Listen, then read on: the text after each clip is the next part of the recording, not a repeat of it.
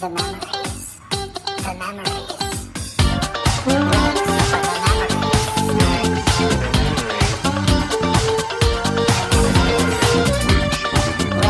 for the memories. Hello, listeners, and thank you very much for tuning into the very first episode of your new favorite podcast, Ranks for the Memories. Ranks for the Memories will be a delight where you get to tune in with us as we rank our favorite memories. We'll rank different things, usually from our childhood. We'll try to be as nostalgic as possible. My name is Eric, and with me is my buddy Dan. Hello, Dan. Hello, Dan here. That's me. A little bit about ourselves before we get started, just since it's the first episode. I am a elementary school media specialist in Florida, and media specialist is a very fancy term. But Dan, did you know that sometimes, since I'm a guy, I'm called a guy-brarian? What's your feelings on the word guy-brarian? Well, I've had some time to process this now, and I'm assuming it's because there's not a lot of guys who are school librarians. Three. Okay. Three. So that makes sense. Yeah, the library. Yep. Uh-huh. Not as fun as you think. And you probably didn't think it was that fun. Well, books are great, and media is great. No, and the job is fun, but the term guy-brarian, not so fun. Guy-brarian, yeah. Yeah. Mm-hmm. Yeah, well, I mean, it's better than, male-brarian. Yeah, that doesn't roll right off the tongue quite as much. Not quite as much, but it's nice just to get some attention in this world. I do love attention, which is probably why I'm creating a podcast. There you go. And I am a professor in the Midwest. I study psychology, but I will not be psychoanalyzing Eric verbally. Not until episode 3. Not until episode 3, when he lays down on the couch, and we talk about his mother. Oh man, she was probably listening right now. Right. So it would just be nice things. How could it not be? Well, Dan, we're going to try to tackle 3 topics today. Okay. And the first one is one of my favorites, since I have a sweet tooth and I love eating unhealthy things. Let's talk about our favorite candy bars. All right. So we did ask people, mainly Floridians, I imagine. I'd say majority, yeah. About the candy bars. And so we're going to go and look at those. Our goal eventually, by the way, guys, was for Dan and I to come up with one master list together. But we realized there's nothing more divisive in this world. You thought it was religion or politics. It's candy. We could not come up with a shared list. So we've entirely changed the program.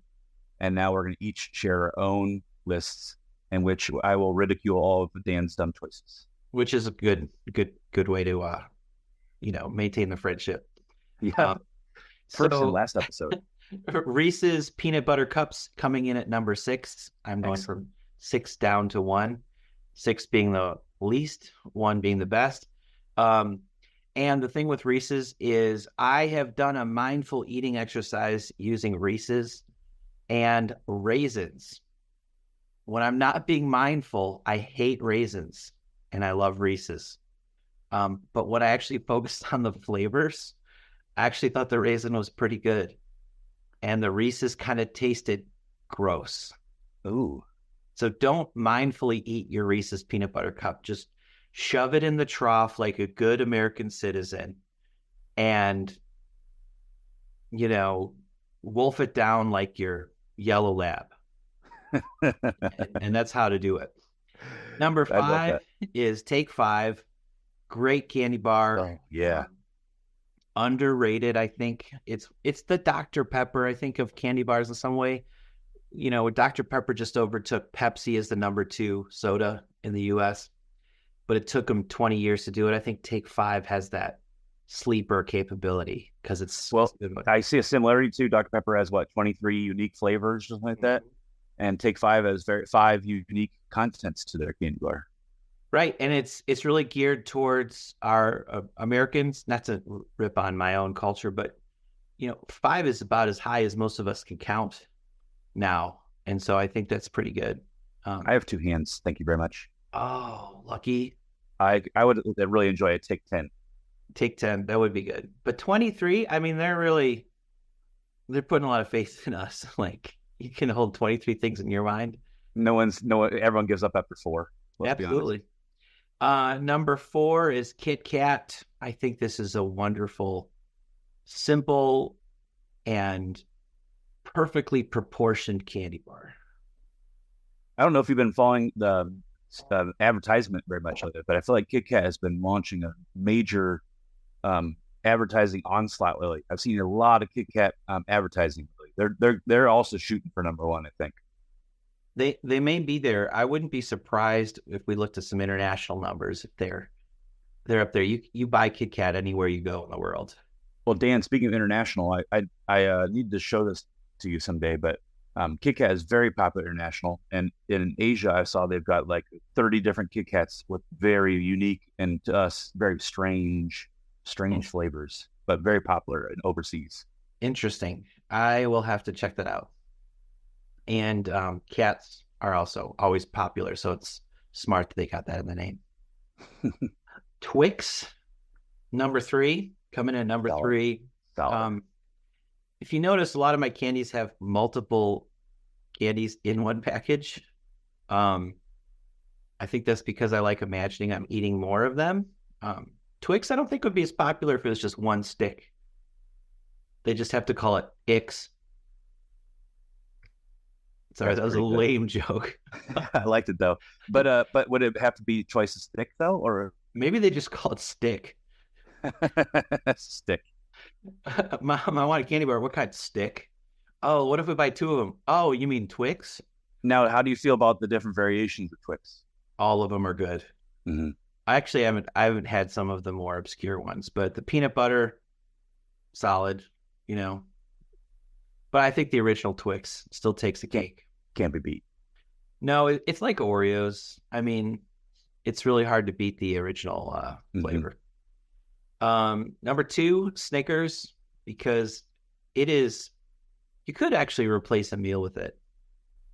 Oh, it is thick, isn't it? It's thick, CC. AF.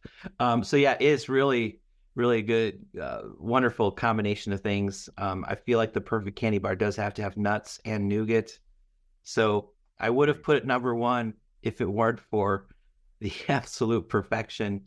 Oh man! And it's not a bar; it's a ball. But we didn't. What? You don't have candy balls. It's the Ferrero Rocher. Oh, candy ball. No, no, Dan, no. And I know you've got feelings about this one, Eric. But why do you like those? The texture and the flavor and the wrapping. It's literally gold. I will give you that. It's presented as the fanciest of all candies. It is fancy and it's light and fluffy with nuts, and I mean, but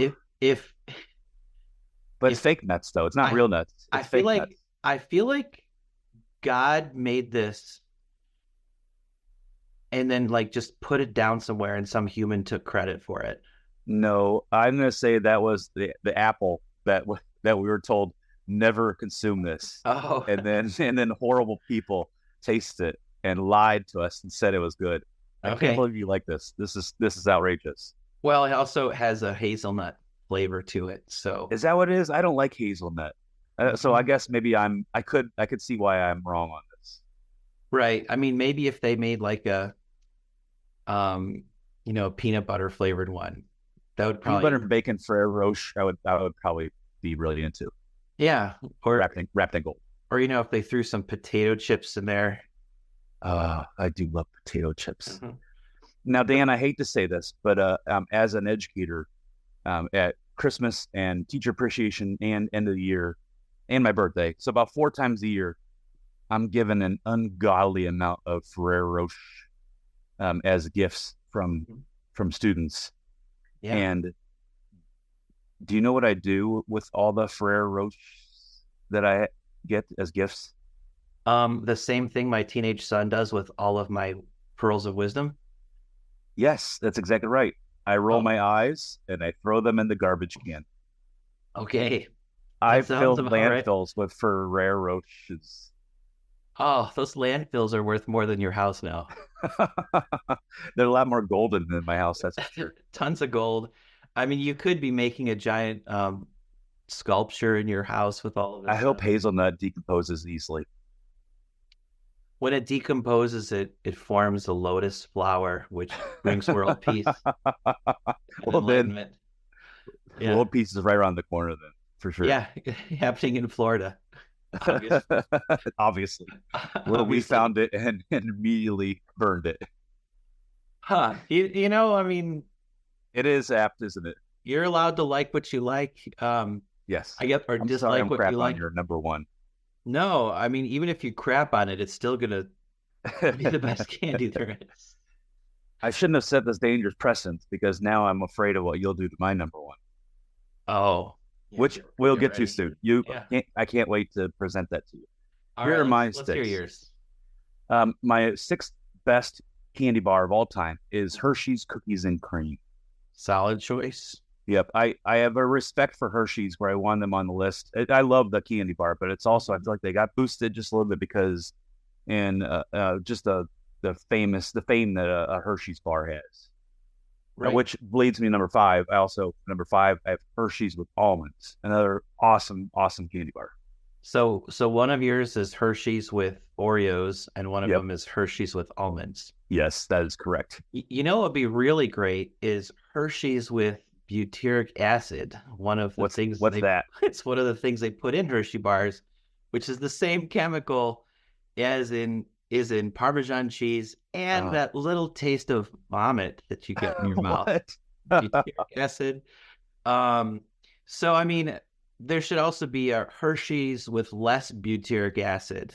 Oh man. And this is something when I've traveled abroad, people will comment on how horrible American chocolate is. Now we like it because we've been used to it, but if you give this to someone in England or Ireland, they're like, "What on earth is this chocolate? What is wrong with it?" Because Wow. they are getting a little bit of that smell. Does it also like preserve it or something? Why do we use it? Well, I mean, there is something enjoyable About vomit?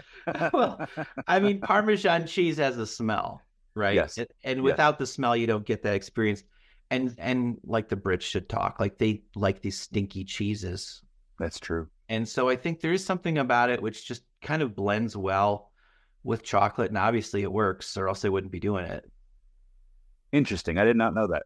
Yeah. Now you Here's know. also interesting, at least for me, is that Uh-huh. I love Hershey's Cookies and Cream and Hershey's Almonds, but I would rank a regular original Hershey bar as one of the least favorite candy bars of all time. I need something in it. It's a little too boring. Yeah. Which is why you said about the Snickers. It should have a real candy bar should probably have a peanut and a nougat in there. And I Are agree we with that. are we going to be talking about mouthfeel? I hope so. Because you're getting at mouthfeel. You know what? Which leads me into my Oh, number geez. four. We know what you like Talk in your about mouth. a good mouthfeel. A Squish. Three Musketeers bar with its creamy whipped clouds of chocolate inside. Mouthfeel. It makes you feel like you're just digging into a pile of mush. Yeah, but chocolate mush. Okay. Does your family like the Three Musketeers bar? No, it's the last one. It's literally left. That and Milky Way. They're just left on the bottom of the kids' Halloween bags. I don't mind Milky Way, but I do feel like it's the filler of those variety packs at Halloween. I think it's basically Snickers without the nuts. Yeah. When you buy like a fruit tray and like the apples are on the bottom to make it look like you have a lot more good fruit, I feel like they do that with the Milky Way. So here's a question: do you like chocolate mousse? I don't think I'm when it comes to desserts, I want the most base of foods. The fancier a dessert is, the less interested I am. So that's why I think these candy bars appeal to me because they're just simple, just like you said, in the trough. Do you like pudding? I haven't eaten the pudding since Pudding Pops stopped being in stores. Okay, because I feel like Three Musketeers is chocolate filled with mousse or something No, like that. it's just thick enough where you can actually, if you want to find your childhood, you can eat away the outer chocolate. I've done this before and it's delightful. And you can sculpt the inside Huh. whipped Three Musketeer things. When you want to find your inner 6-year-old, please go out and get Three Musketeers and do this. I recommend it. Okay, well, Uh, I will. Number 3, I agree with you. Snickers, a Nice. classic. Hard to argue with it. Very tasty, very Yep. thick, and Mhm. delicious. Also, I can't agree with you. I can't disagree with you at all. Number 2, Reese's peanut butter cups. Mhm. Although I am disappointed to hear that they're actually terrible tasting, and I didn't know it all along. Just Sad. eat it really slow and see what happens. I don't want to, but Yeah, it's hard to eat it slow too. you can. It just bite sized enough where it's perfect. Mhm. Have you had any of the weird Reese's peanut butter cups, Stan, with the pretzels or the caramel and whatnot in there? They get me every time. Anytime there's anything new, Yeah. I'm just like, oh yeah, this has to be tried. Hmm. And surprisingly, my favorite was the potato chip one. Oh yeah. I wonder if they still sell those. I gotta find that again. That sounds good. Yeah, I mean it's you feel a little trashy eating it because it seems like something you'd eat late at night when you're just trying to calm your emotions. But it's surprisingly delicious. It does sound like something. Maybe I need to have some of those on hand. It's like the seems like something Eric Cartman would eat regularly. It does, doesn't it? Uh-huh. Like a big bowl of candy bars and throw in potato chips and cereal and stuff. It makes us think maybe we should be combining potato chips with more of our candy bars. I'm willing to try. I feel like any of the ones we mentioned could have potato chips on them. Oh, for sure. Take 6. Take 6. All Ferrero right, Dan, Potato Roche. you're about ready to be embarrassed that you did not have this one on your list. You just probably forgot about it. Uh, The best candy bar in the mm. world Oh yeah. is Almond Joy. Hmm. You know, I always think to myself, what do kids love? Kids love picking stuff out of their teeth after they eat candy. It takes me to a tropical paradise where I Tropical paradise. dine on coconut. Yeah, I don't get enough opportunities to eat coconut in my daily diet. And so Almond Joy, literally Almond Joy. joy is in the name, Dan. Joy. That's true. And why would you wouldn't have to? I mean, they're definitely not marketing it because if something brings you joy, you always have to say, "I'm feeling joy." It's reminding Right. you. It's like you are feeling joy right now. Remember that? Don't you Remember, remember you're being joyful? you like this candy. So do you like that experience of orange pulp when you're drinking orange juice, the pulp? Like do you buy extra pulp? If it tasted like coconut, I would certainly do that. No, I meant like when you go buy orange juice, do you buy the extra pulp one or do you buy the pulp filtered out? I drink. I see where you're trying to go with this, Dan. Yeah, you know what I'm doing. And you look like a fool. You sound like a fool. I like actually see you right now, so you look like one, but I also you sound like a fool right now. I drink orange juice without pulp, and I eat candy bars with as many coconut flakes With as much in it as pulp. possible. They should call it pulp. Oh my Chocolate goodness gracious! chocolate pulp with a singular almond. And now, ladies and gentlemen, you can see why Dan and I could not create a top 6 list together. So is it possible that they could put more almonds in there? I will write a letter tomorrow to ask them for more almonds. Because wouldn't that make it a little better though? They're kind of like bite sized. So you get, I think it's a pretty appropriate proportion of chocolate, almond, and coconut. Which, believe it or not, that weird is I've never had a Mounds bar in my entire life because I think the almond is important to the concoction. I think it is. I think it'd be great if they could just add a couple more almonds and then take out all the coconut. That would be a chocolate covered almond, which is pretty good, but not a candy bar. That's true. All right. Well, I'll let you have that one. Thank you. Actually, I used to hate them as a kid, but now that I'm an adult, more sophisticated like you, Eric, I do eat them. Although I've never bought one. You know what? I'm glad that you recognized my sophistication. That's the one word that people often use to describe me. Yeah. It doesn't take very long for people to realize that guy right there is sophisticated. That should be the name of the podcast, The Sophisticate. I wouldn't know how to spell it, but it'd be great. Right. We could ask ChatGPT. All right. Guys, we did actually crowdsource this. We asked people, and the results were pretty overwhelming. People were very, very interested in telling us about their favorite candy bars. So I wanted to quickly just let you know what the world thinks, at least the world that I know. And according to the world, the very best candy bar is Snickers, which we both had ranked pretty highly, and Reese's Peanut Butter Cup right after that, and Twix, and then Kit Kat. So right along with what we're thinking. Interesting though, Dan, the number 5 candy bar, according to our acquaintances and others, was the Heath bar. Delicious. You know what? I've never had a Heath bar all the way though. I love it, and it's my favorite flavor in like a ice cream, like a McFlurry or something like that. But I don't think I could eat a whole candy bar of it. Have you done that? I've probably done that more times than I would even want my wife to know, to be honest. I think they're delicious. They're the only candy bar that snaps. Like snaps your teeth? Or it's that, and they snap in half, right? Like, so you can't snap a Snickers bar in half. Interesting. Butterfinger, you can't snap in half because it crumbles. It's an instant consistency in a Butterfinger, isn't there? Right. But the Heath bar or the Score bar, which is just as good. I've never had one of those either. It's basically a Heath bar in a different wrapper. Okay, good to know. So yeah, those are they're delicious, but they're like Milk Duds. They will get stuck in your teeth, and unlike Milk Duds, they could chip your tooth. Ooh. Dan, a couple of interesting ones that I hadn't really thought of when we got from our crowdsourcing.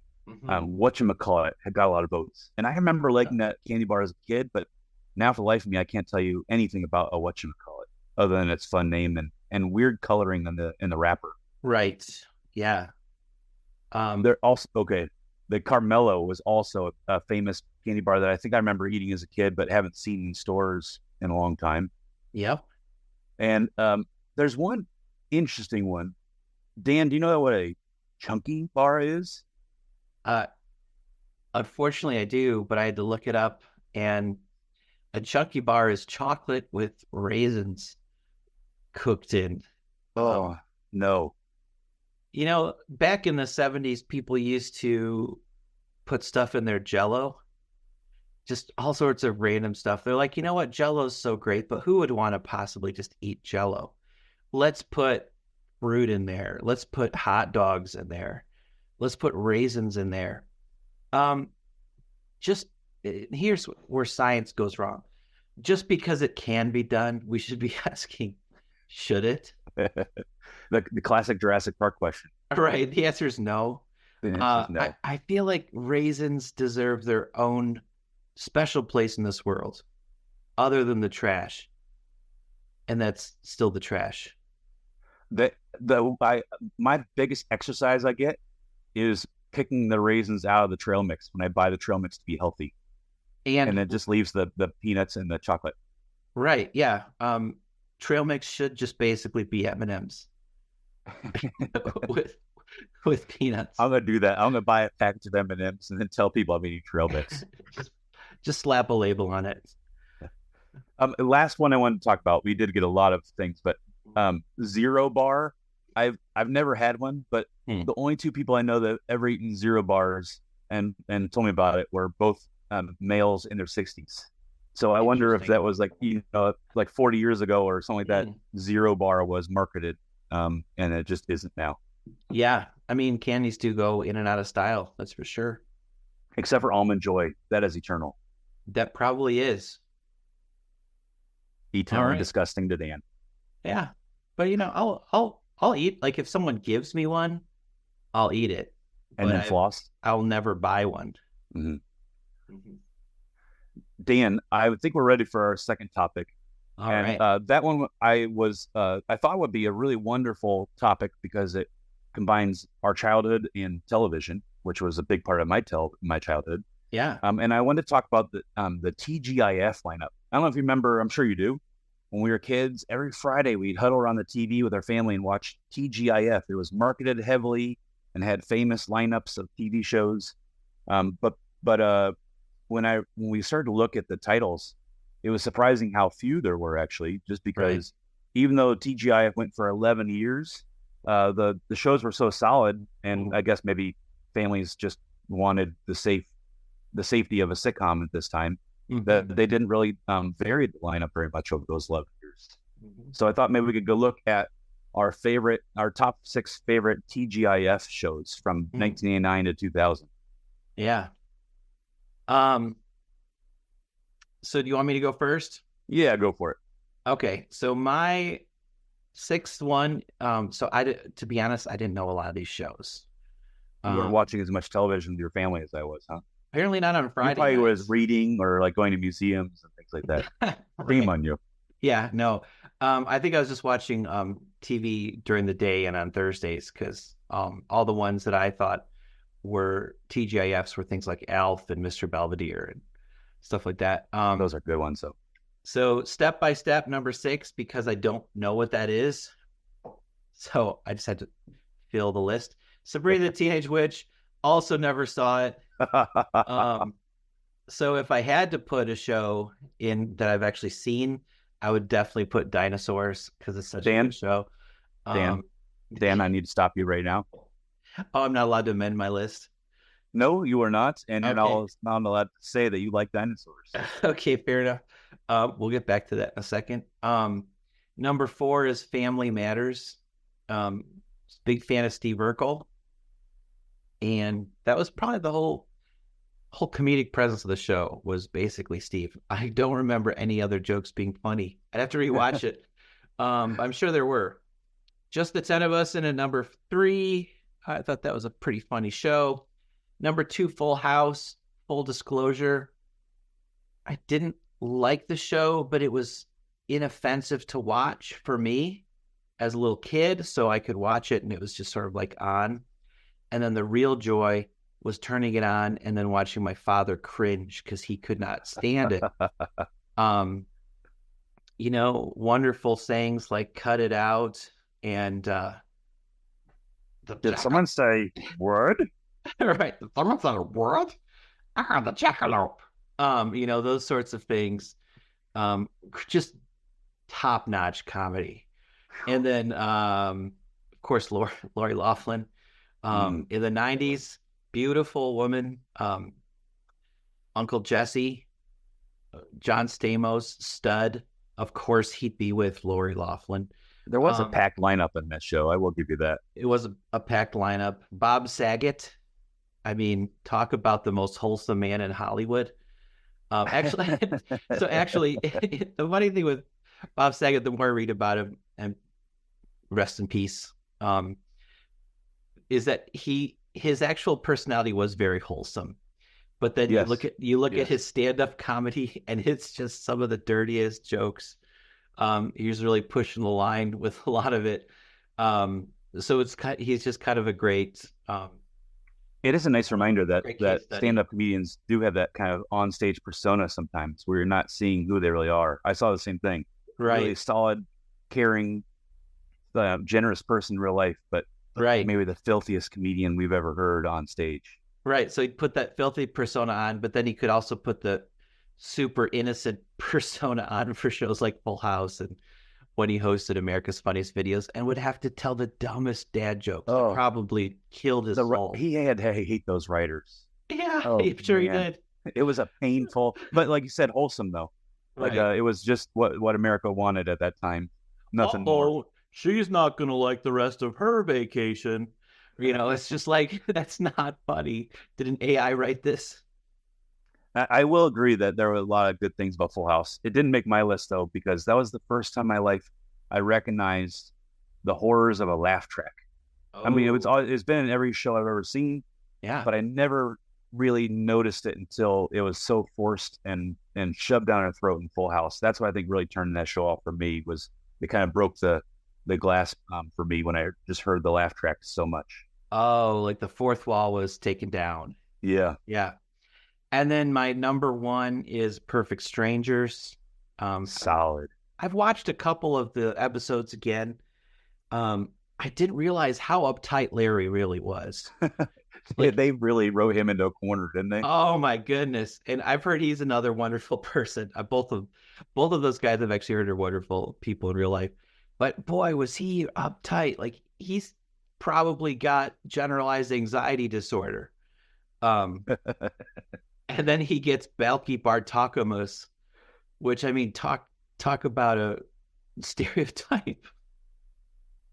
He really was, but like but I goat, you know I guess from around another because of the country. 90s. Yeah, That stereotype worked though. He was funny. that was the premise of every sitcom. It's like, what are some stereotypes we could Yeah. throw on screen? Yeah. And definitely, if you get a chance, watch the episode where Balky bowls, Oh my goodness, I need to.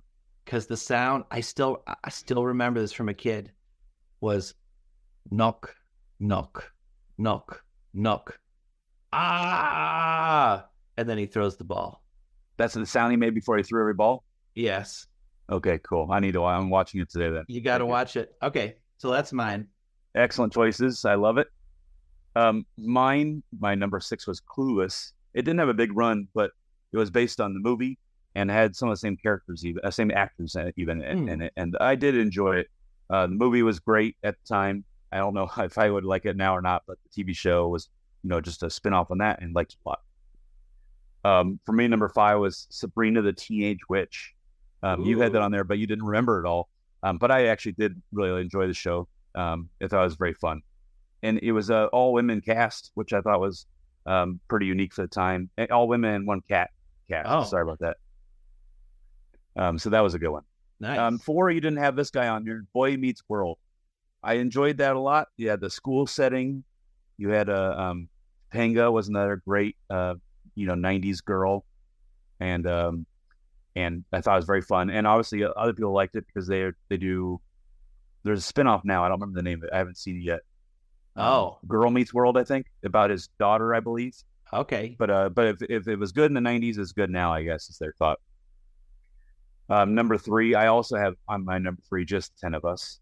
I thought it was a great show, especially considering there's so much cast to it. Right. It's hard to have all those people get screen time, but it was good. My number 2 is Step by Step.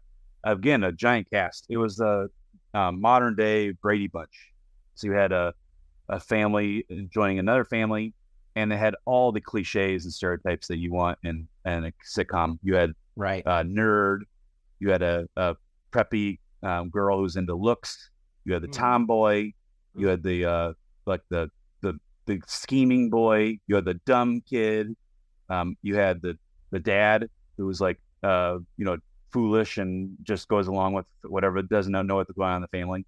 And then Suzanne Summers as one of the greatest moms in the history of television. Love that show. Which I'm going on about it, which means I do love it, but it can't beat Perfect Strangers. Also my number 1. That's true. Perfect Strangers.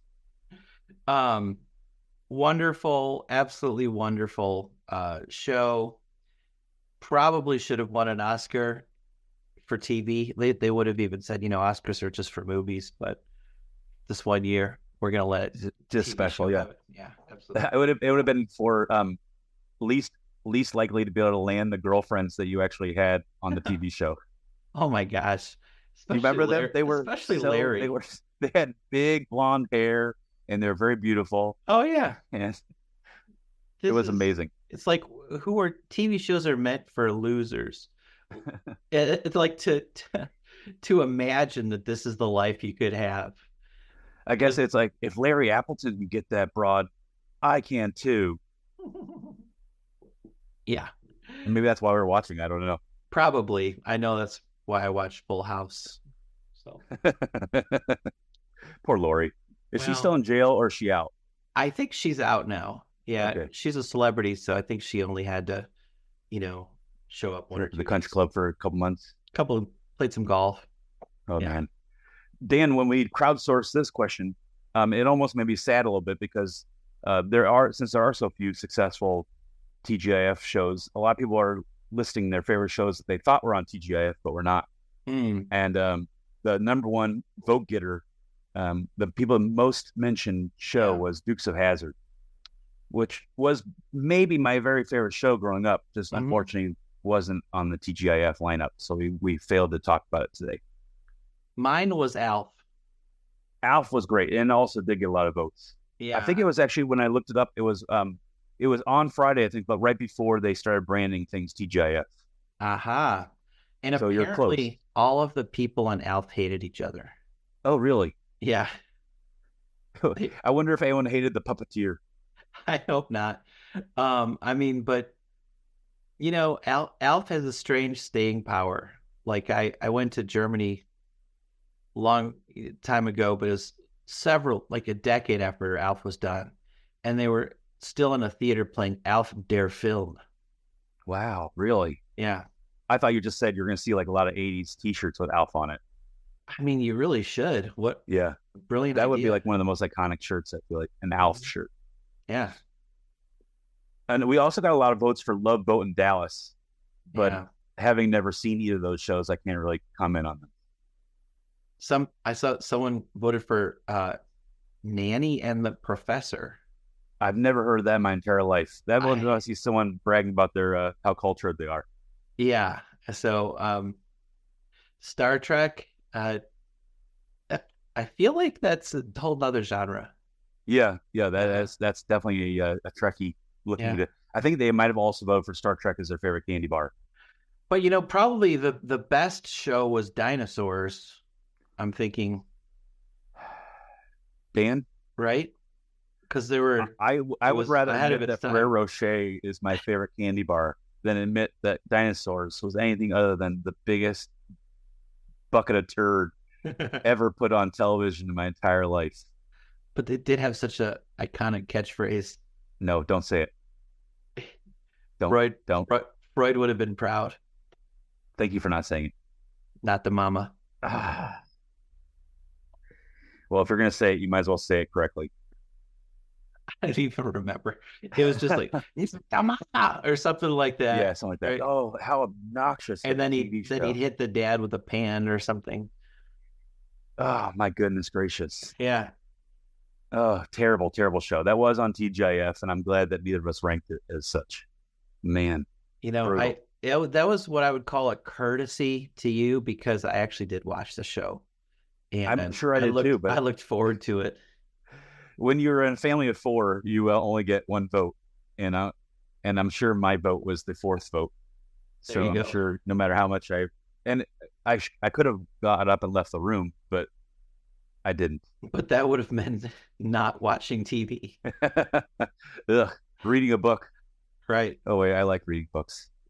That's right. Kids, stay in school. Yeah, keep reading, kids.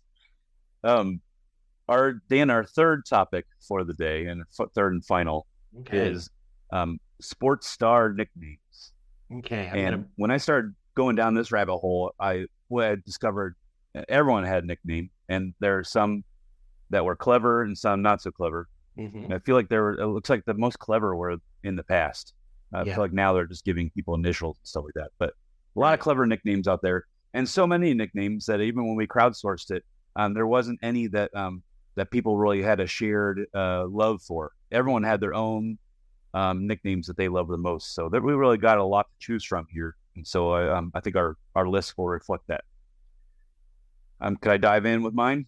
Dive in. All right. My sixth favorite sports star nickname from all time is the Mailman. And I think partly because it was cool that Karl Malone would be able to deliver, but also partly just because I think just the physique and authority that he played basketball with. He was a dominating man, so you couldn't help but respect him and his nickname as well. Right, and mailmen deliver regardless of the weather. That's true, even though he's always indoors when he's playing basketball. Well, I hadn't thought about that. But I'm pretty sure you guys can assault me in the comments section, or whatever. But I think Karl Malone was afraid of flying. I believe he had to drive his own Karl Malone bus each and every single game. So, but he was a dominating force, and maybe one of the very few people that stopped Michael Jordan from time to time that I didn't detest. Right. Yeah. He seemed very likable. Now that I know that it was just ground package rather than airmail, I feel like Jordan his nickname could have been airmail. That would be pretty good. But he had a couple other ones. My fifth favorite, Dan, is probably because it's an alliteration, but partly because this guy was a very powerful player for the short time he dominated. The Nigerian Nightmare.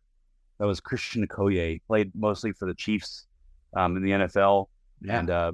And I loved the Nigerian Nightmare. I liked him as a player. And I just thought it was pretty awesome with a very awesome nickname. And yes, he really was from Nigeria. And that's great. And I wonder what their nightmares are like over there. Unthinkable. But if it's anything like Christian Okoye, that'd be scary. That'd be scary. I imagine when you see him running towards you, it would be a nightmare. Oof. He was big. He was one of those. I believe he played fullback back when fullback was popular, and he was just one of those huge tanks of a guy that just ran through the hole and just ran over people. That's amazing. And speaking of big, thick players, my number 4 is also a running back in the NFL. I do like the Buccaneers, so I hesitate. I tried to avoid Buccaneer nicknames because I know that's kind of a small market, but I do love this guy, and I love his nickname. The Buccaneers got a guy maybe about 10 years ago, Doug Martin, and his nickname was Muscle Hamster. I think that's just one of the best nicknames because it's not an alliteration. Like there's nothing clever about how it sounds, but the image. No, it's very awkward off the tongue, isn't it? But the image it puts in your head is amazing. We do need ChatGPT to make us a muscle hamster so we can see what he looks like. Yeah, I'm gonna do that when the podcast is over. It's gonna look like Doug Martin because he was a small man but very, very, very muscular, and I don't know where hamster came from. Maybe he had a lot of body hair. I didn't ask him, but maybe muscle hamster. Maybe he made a nest in the locker room. That's probably what it was. Yeah. All those jerseys. Or he had the wrong water bottle. He drank it upside down.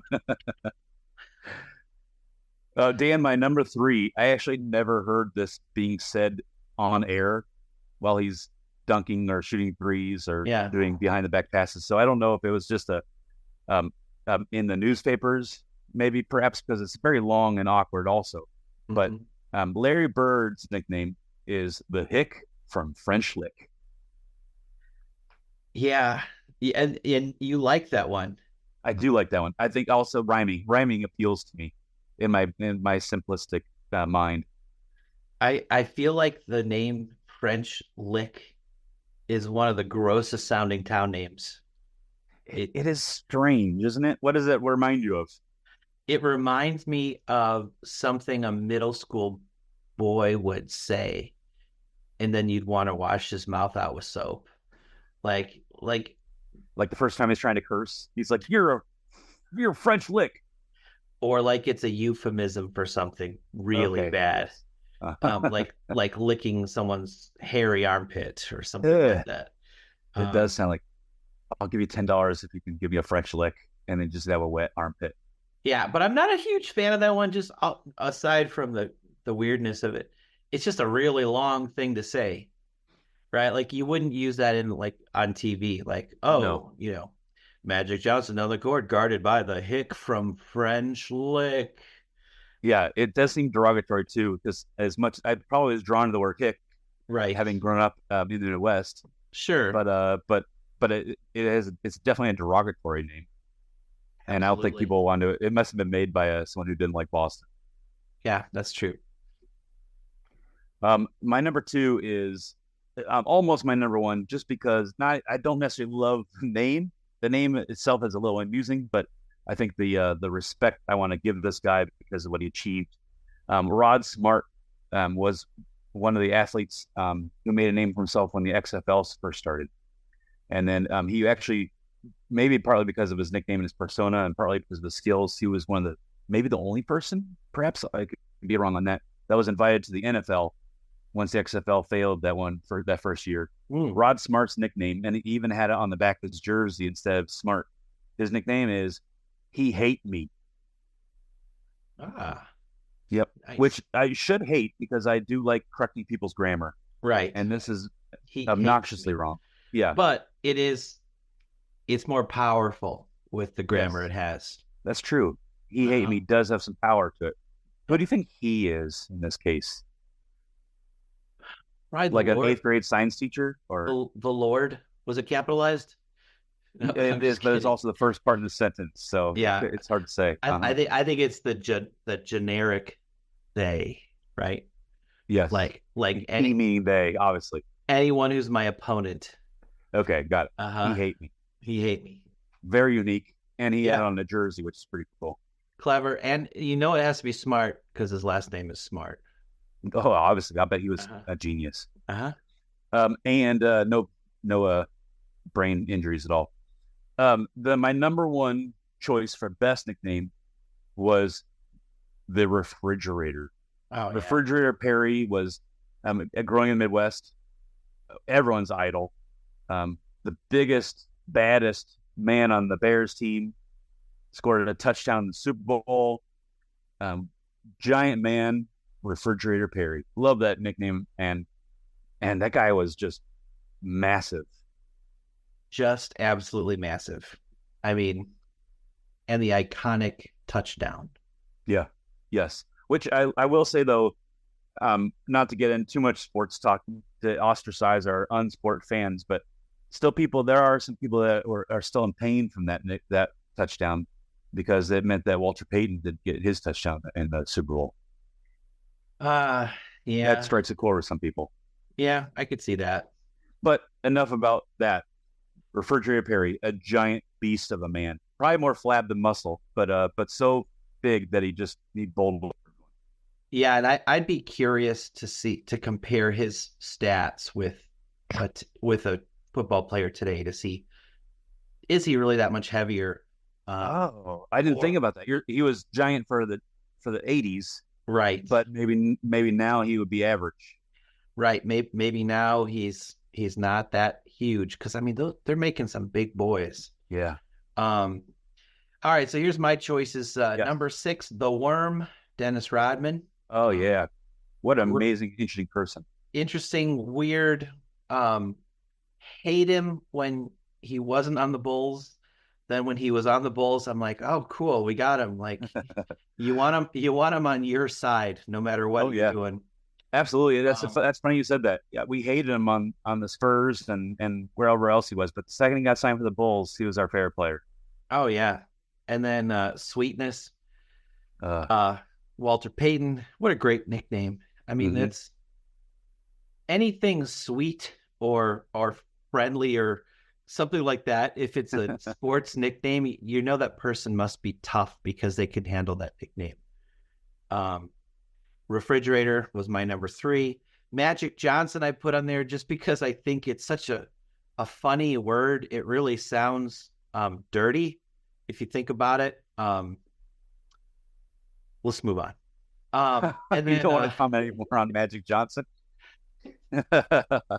I mean, if someone called me Magic Johnson, of course, my last name is not Johnson, so that'd be odd. It would be a statement. It would be a statement. Yeah. That's a good way to put it. Number 2, Big Unit. What a funny nickname. Yeah. I just think it's really funny. Dan, I find it also funny that you have Magic Johnson and Big Unit back to back. Yeah, let's not read into that. And then I also put Worm on there. So let's not think about that too much. Number 1 then, before we read into anything. Yeah, no reading into anything ever. And then number 1, because I grew up in the Chicagoland area, and Air Jordan. I mean, we all take this nickname for granted, but just saying someone's in the air, it's a statement about them. And if you saw Jordan before anyone else, it did look like he was hanging in the air. It was kind of crazy. And of course, now there are people that have vertical leaps exceeding Jordan's even. But what a great nickname, and the most recognizable sports star for a period of time. People still buying his shoes, 30 years later. Yeah. maybe the most iconic athlete of all time. Yeah. I almost put him on the list just for that very reason. I think you're right. Air Jordan definitely conjures up an amazing image, doesn't it? Mm-hmm. Yeah. Very nice. It would be like you having a nickname related to the peak ability in your field. Like read a lot of books, Eric. Right. Rolls right off the tongue. Literacy. On you read a lot of books, Eric. Exactly. Huh. Yeah. So yeah, and then the one I liked the least of this was the nickname Taylor Swift's boyfriend. It just because it doesn't roll off the tongue, if you're a sportscaster and you're talking about Travis, and you're like, and the ball, pass to Taylor Swift's boyfriend. Actually, I think that would be pretty funny if someone said that. I'm surprised they haven't said it yet on the air. Instead, they just go to her in the booth every single time he caught a pass. Right. That's true. You have to be pretty strong in your sense of self, though, to go from the most famous tight end to someone's boyfriend, like in overnight. Yes, absolutely. As much criticism as they got and TV got, though, I saw in my own household with my daughter that and I think in millions of other houses across the world, it really did open up football to literally a million people who weren't watching already, though. Yes, absolutely. So I thought that part was pretty nice, but I can't imagine going from a famous football player to someone's boyfriend just like that. Right. 100%. Yep.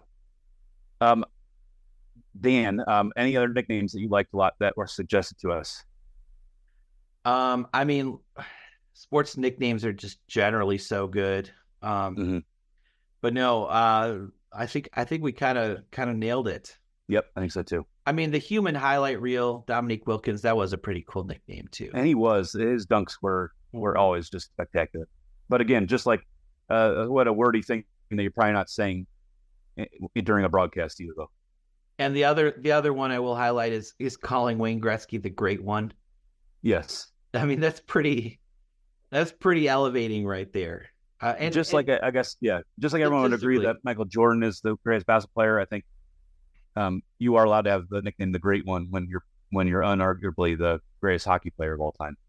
Yeah, there's some crazy stats about Wayne Gretzky which just show like how impossible it will be for someone to come close to breaking his records. At some point, do you feel like people will be calling you the Great One at your school? Probably. I assume your students probably already are, and your coworkers soon. Oh yeah, absolutely. I'm just happy if the students are happy. So that's nice. Yeah. If I had a full house, I would push the full house button right now and go, "Aww." I do have a little sound thing, but I don't know if it actually shows up and you can hear it. That was even more than the laugh track was that button that someone had to push like every time the Olsen twins opened their mouth. Aww. Well, yeah. I'm going to do that on the entire second episode. Every single time you say something, I'm going to do that noise. The awe? Yeah. And that will ensure that no one will listen to our second episode. But I'll have to try to say cute things. Good luck. Yeah, good luck on that. So I feel good about the ranks so far. I don't know about you. Good ranks. I won, obviously. I assume it's a contest. It is a contest. And so I thought maybe one of the last things we could do is I put into ChatGPT, I said, come up with some jokes which incorporate candy bars, sports nicknames, and TGIF TV shows. And ChatGPT did not disappoint. No, they did not. I called ChatGPT it. They. I don't know what it is. Oh yeah, they. So let's take turns reading these. If you can make it funny, I will mail you $5. $5 and almond joys. I will mail you a box of Almond Joys because I am so confident that these jokes are so unfunny that no one listening will laugh at them. They will actually laugh based on how unfunny they are. It shows you that they Chat GPT can do a lot of things, but cannot make humor yet.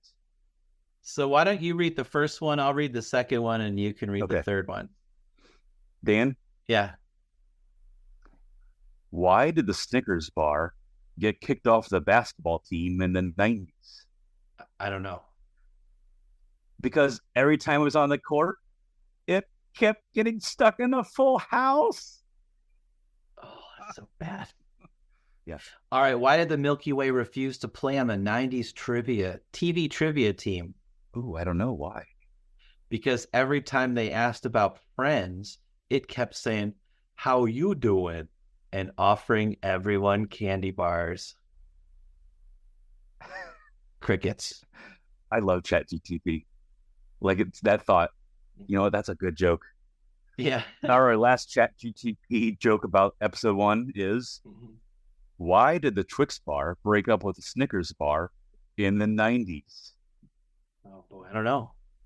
Because it found out Snickers was two-timing it with that Fresh Prince and Married with Children. Oh, cringe. I love that they just threw together like every single thing we asked to put into one. That might have to be, I think that's going to be a regular part of our episodes now, is we're wrapping up with some Chat GTP jokes about our topics. There you go. If you happen to laugh at one of those jokes, please let us know. We will let Chat GPT know what a great job it's doing. Yeah. And if you laughed at one of Eric's jokes, please let us know so I can mail him a box of Almond Joys. Yep. What if, I don't think you'll believe if anyone laughed at anything I said today, but perhaps. Our topics for next episode, which we hope you will, if you enjoyed this episode, we hope you tune in the next one.